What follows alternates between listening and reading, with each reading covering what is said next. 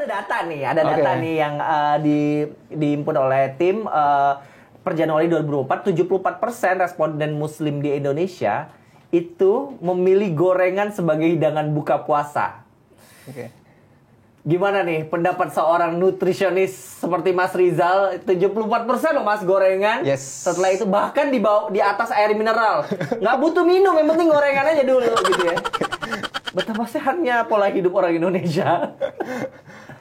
Oke, jadi saya nggak kaget sih dengan data ini. Kenapa? Karena di Indonesia ketika momen puasa Ramadan banyak takjil bertebaran gitu. Betul. Kan. Dan rata-rata menu takjilnya adalah gorengan gitu kan ya.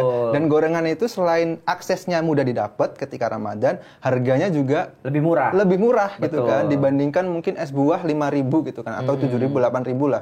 Atau bahkan susu juga mungkin lebih mahal lagi gitu. Kalau gorengan 5.000 kemarin saya juga cek itu 5.000 dapat 4 gitu bang. Jadi itu murah. Iya betul sih, betul. Apalagi gorengannya yang digoreng berkali-kali ya. Betul. Oke.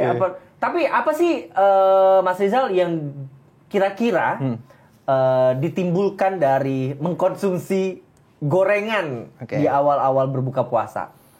Oke, jadi gorengan itu kan yang pertama pasti terkait dengan lemak tadi ya, lemak trans gitu ya, yang menimbulkan inflamasi, kemudian menimbulkan resiko kesehatan, misalkan kolesterol, jantung koroner dan lain sebagainya. Kalau dikonsumsi berlebihan itu udah pasti. Yang kedua, gorengan itu kan mengandung lemak gitu kan. Lemak itu juga sifatnya itu gorengan, kita ngomongin gorengan dulu deh. Gorengan kan sifatnya enak gitu kan. Apalagi kita perut kosong gitu kan. Perut kosong, lagi kalap, pikiran lagi pengen makan, langsung dikasih gorengan yang rasanya itu banyak micinnya, enak gitu kan. Balik lagi potensi makan berlebihan jadi lebih tinggi gitu kan. Nah kalau makan berlebihan lebih tinggi, nggak cukup tuh makan 4 biji mungkin nggak cukup. Kemarin saya juga sempet coba gitu kan. Coba makan gorengan dulu sebelum minum, sebelum rumah. 4 atau 5 tuh bisa habis sendiri kalau misalkan kita nggak aware ya dengan itu ya gitu. Tambah kan. kacang lagi, Bu. Nah itu potensi kalori berlebihan jadi lebih tinggi gitu kan. Yang akan mengakibatkan akhirnya ketika puasa pengennya turun berat badan jadi malah naik gitu kan. Terus kaget loh kok puasa tapi malah naik gitu kan. Tapi dia nggak kerasa gitu kan makan gorengan. Itu yang pertama. Yang kedua karena makannya berlebihan gitu kan ya.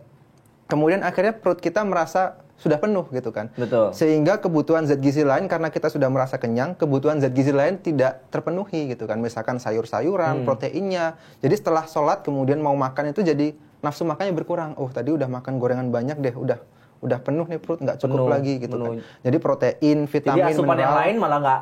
Yang itu penting malah nggak dapet gitu kan. Bener. Dan yang terakhir karena tinggi lemak, itu akan menyebabkan resiko terjadinya gangguan di perut, misalkan mual, begah gitu kan. Apalagi kita mau sholat ya, mau tarawih itu akan meningkatkan resiko untuk terjadinya gangguan pencernaan. Gitu. Oh, oke. Ini gue tuh sekalian belajar ya, daripada gue ke nutrisionis mahal. Dan mumpung ada nutrisionisnya langsung gini. Nah, tapi Mas Rizal, gue pengen tahu deh secara ilmiah ya, orang di saat berpuasa itu apa yang dilakukan proses tubuh? Apakah dia membersihkan, mendetoksifikasi apa yang di dalam tubuh, atau justru melakukan hal-hal yang lain? Oke, jadi itu ya, terkait dengan kata-kata detox itu kan agak ini ya, engaging ya, apa sih kayak orang menjanjikan gitu kan ya.